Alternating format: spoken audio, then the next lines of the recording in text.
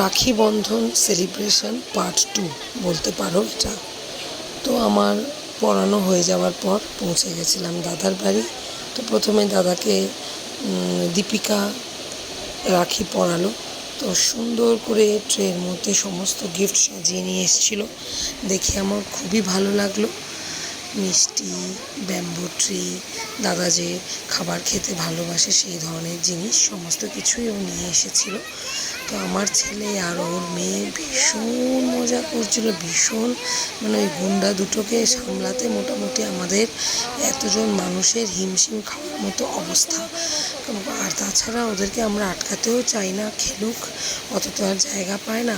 তো তারপর দেখো এবার বসে পড়েছে দিদি তার ছোট বোনকে রাখি পরাতে।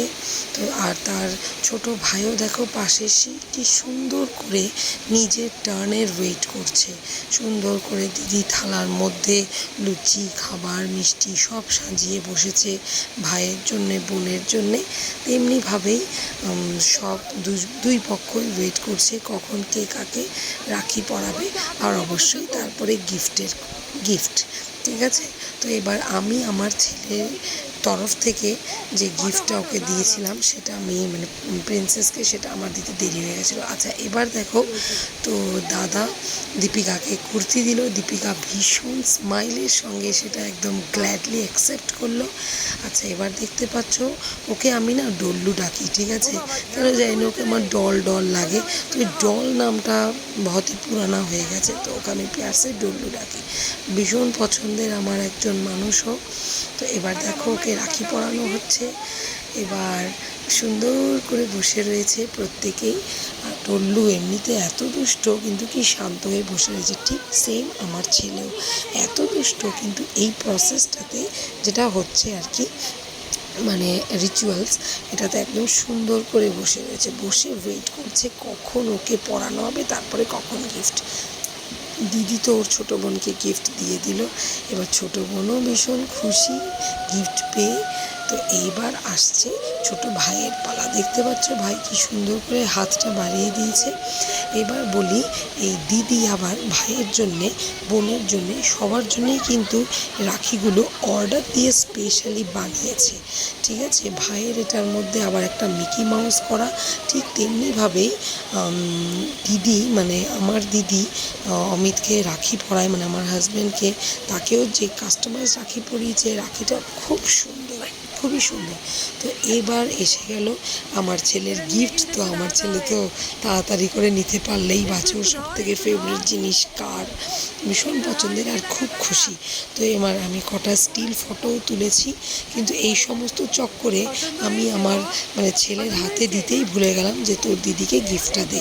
তো ওর জন্যে পারফিউম কিনেছিলাম আর একটা অ্যাঙ্কলেট আর একজোড়া কানের দুল, খুবই ছোট গিফট কিন্তু অনেক ভালোবাসা দিয়েই কিনেছিলাম।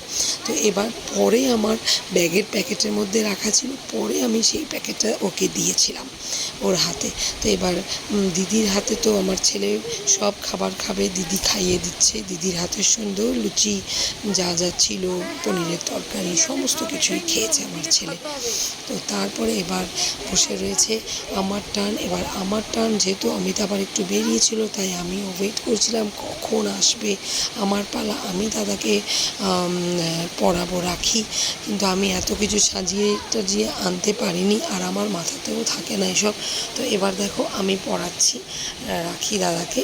তো আমি একটা মিন্ত্রা থেকে রাখি এনেছিলাম, আমার দেখে খুব ভালো লেগেছিলো, ওখানে ভালো অফার চলছিল একটা সময়, তখনই আমি তুলে নিয়েছি। প্রায় 1.5 মাস আগে আমি এটা কিনে রেখেছিলাম মিন্ত্রা থেকে।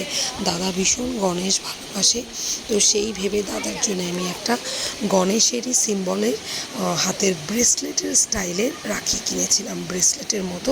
তো দাদা চাইলে ওটা পরে পরতেও পারবে, পরে কোনো অকেশনালি ওটা পরতেও পারবে। আর কালার গ্যারান্টি আছে কিনা বলতে পারছি না, একটা সুন্দর বক্সের মধ্যে দেওয়া হয়েছে, চাইলে নিশ্চয়ই ওই সোনার দোকানে একটু রং করিয়ে নেওয়া যাবে, তবে এত তাড়াতাড়ি রংটা কোনো কিছু হবেও না।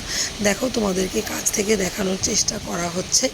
তো এই হচ্ছে ছোট্ট একটা জিনিস, আর একটা পারফিউম কিনেছিলাম আমি দাদার জন্য, তো সেটা দাদাকে দিলাম।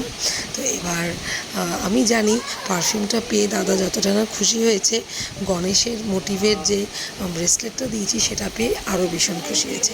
এবার আমার গিফটের পালা। বেশ ভালোই লাগে বলো, গিফট পেতে কার না ভালো লাগে। আমার তো 32 পার্টি বেরিয়ে যায়, এখন অবশ্য 32 পার্টি আছে, জানি না কোন দিন সেটা থাকবে না, বয়স হচ্ছে তো।